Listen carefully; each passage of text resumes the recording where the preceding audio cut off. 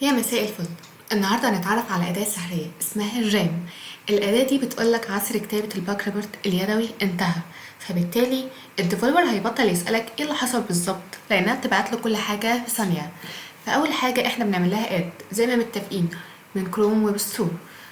الميزة هنا اللي احنا لازم نعمل لها بن هنا، تمام؟ ليه؟ عشان احنا هنا بنضغط عليها عشان تسجل كل حاجة. احنا بس كل اللي احنا بنعمله ان احنا بنفتح الموقع، نوصل للحاجة اللي احنا عايزينها ونشغلها وهي تعمل كل حاجة. فاحنا هنا اخترنا موقع ديمو، يعني عارفين ان هو فيه غلطات.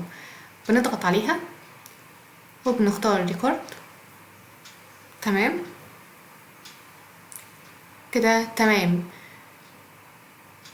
نضغط ادمن بانل زي ما احنا اتفقنا عشان نوصل لحاجة فيها اخطاء ولا لا. فاحنا بنفتح الكونسول فبنعمل انسبكت وبنختار الكونسول. يا نهار ابيض، شايفين كمية الايرث؟ انتوا متخيلين هي بتسجل كل ده؟ فتمام، نطلع نقفل. بالظبط كده، ده الفيديو اللي احنا عملناه. وهي هنا كل الستبس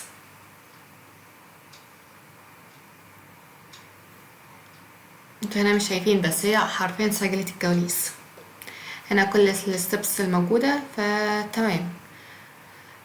احنا بقى بنبعته ازاي؟ احنا هنا بنعمل الكوبي لينك، بياخد وقت عشان بيفتحه في تاب جديدة. واحنا كل اللي علينا ان احنا بنبعت اللينك ده للديفلوبر وهو بيوصل له كل حاجة حرفيا. عشان الوقت فتمام، انا كنت عاملاها قبل كده. فانتوا هنا متخيلين ان اول حاجة هو بيبقى عارف الوقت بالظبط من غير ما يفتح الديف تولز، بيبقى عارف اليو ار ال، بيبقى عارف ان احنا دخلنا من كروم، بيبقى عارف الويندوز، بيبقى عارف المكان، بيبقى عارف كل حاجة. نيجي بقى عند المهم، الكونسول. شايفين كمية الايرز؟ شايفين؟ ده معناها ان في اخطاء في الجافا سكريبت صريحة، يعني ملفات الموقع مش عارف يوصل لها.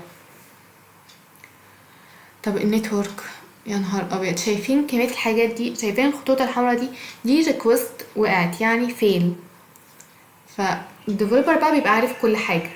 فالأداة دي سحر حرفيا، وهي مجانية وكمان بتنقذ الوقت.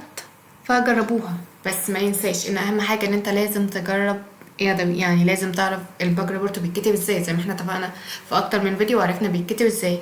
وبس كده، سلام. مستنياكم تتحمسوا عشان نعلي المستوى في التستنج. سلام.